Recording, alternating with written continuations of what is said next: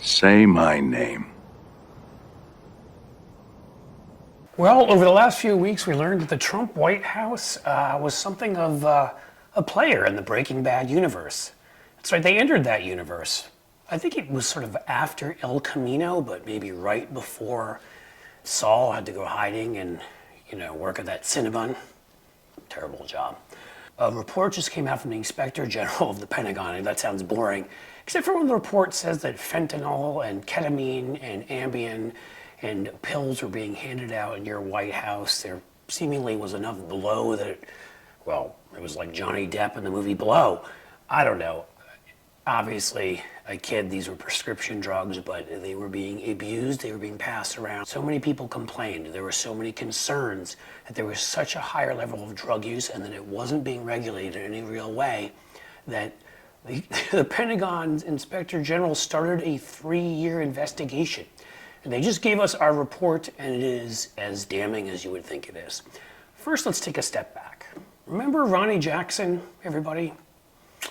Ronnie Jackson. Doctor Detroit! I can feel my hair grow. No! Get up off of that thing! If you feel better, get up off of that thing! Get up off of that thing! Hey, if you feel better! Yeah, he was a White House doctor. He was for Obama, which should scare the shit out of everybody, and for Donald Trump. After examining Donald Trump, he came out and basically told us that this guy that lived off KFC grease, rage tweeting, and those tacos they make at Trump Tower. They don't take Trump Tower with them with that wonderful $83.3 million ruling, but I digress. That this guy was going to live till he's like 245. Explain to me how a guy who eats McDonald's and Kentucky Fried Chicks and all those Diet Cokes and who never exercises is in as good a shape as you say he's in. It's called genetics. I don't know. It's some people have, just great genes. I told the president that if he had a healthier diet over the last 20 years, he might live to be 200 years old. I don't know. This person standing in front of us who weighed like 300 pounds and couldn't walk up a flight of stairs was going to be, Methuselah and reach 800 years old. And that's because Ronnie Jackson was crazy. We didn't know that at the time. But the first Pentagon report that came out and showed us that Ronnie Jackson was, abusing alcohol and Ambien. What do you know? That's what you want in the White House doctor. He, of course, was no longer going to hold that position after that. So he did what you would naturally do. He ran for Congress as a Republican from Mississippi. And of course he won, because it's Mississippi and they're Republicans, and there's literally nothing you can do wrong as long as you say MAGA after every sentence like a parrot. Well, it turns out, though, that Ronnie Jackson wasn't just taking his own supply. He was giving it out to everybody else, and in seriously dangerous fashion. Why don't we go to the videotape, or in this case, the article, so I can give you some great details from this. The White House medical unit had, quote, severe and systemic problems with its pharmacy operations and provided health care to ineligible staffers before the Biden administration. Before. Yeah, remember how they've gone after Hunter Biden's addiction and wouldn't leave this poor guy alone who lost his brother and lost his sister and lost his mom and had gone, right. Here's Ronnie Jackson, who, as far as I know, lost none of that, but loved a good 8-ball and pounding some Southern Comfort on a Saturday night.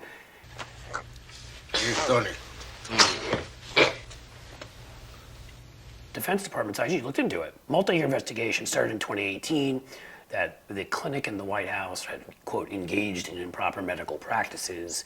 There were on-site visits. They talked to people that had worked there since, in the White House since 2009. Quote, the White House medical unit dispensed medical prescription medications, including controlled substances, to ineligible House staff.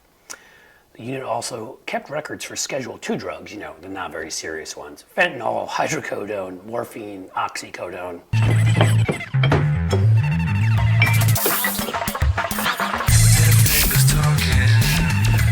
In the same inventory that housed records for other medications. In other words, not really following the law. The clinic's handwritten records from the Trump administration, quote, frequently contained errors in the medication counts, illegible text. Imagine the reports that were supposed to be talking about whether people were doing serious drugs or not and keeping track of that thing looking a lot like, let's say, your average book report turned in at Trump University, or your average press release from the White House. And I know it's going to shock you that a guy who it seemed was actually doing drugs on the House floor in an image that was caught. We've handcuffed ourselves when it comes to our oil and natural gas potential. I stand before you today committed to unleash America's energy independence. And a guy who would, tweet and say things like this and this. Hey everybody, this is Congressman Ronny Jackson from the great state of Texas. I have a message for the Biden administration. If you're thinking about taking our ARs, you can start here in Texas. On behalf of all the law-abiding gun owners in the state of Texas, I just want to say, come and get it. Right, that guy would be a guy that not only dipped into his own supply, but handed it out to anyone and everyone, whether they had a prescription or not. Allegedly. We'll see. This report is scathing. Ronnie Jackson, of course, is in Mississippi. I'm surprised they didn't make him governor or grand knight for doing that. And there's still time, if we're being honest. But this is the Republican Party.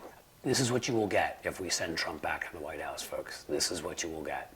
And that is disgusting. That is a violation of everything I stand for, and that is why I stand with Trump. You'll probably have Alina Habba as Secretary of Defense. God help us all. If you like this video, folks, subscribe. You can subscribe here at Schecter. You can follow me on Twitter at Cliff Schecter, on Threads at Cliff D. Schecter. And folks, go out there and make a difference today.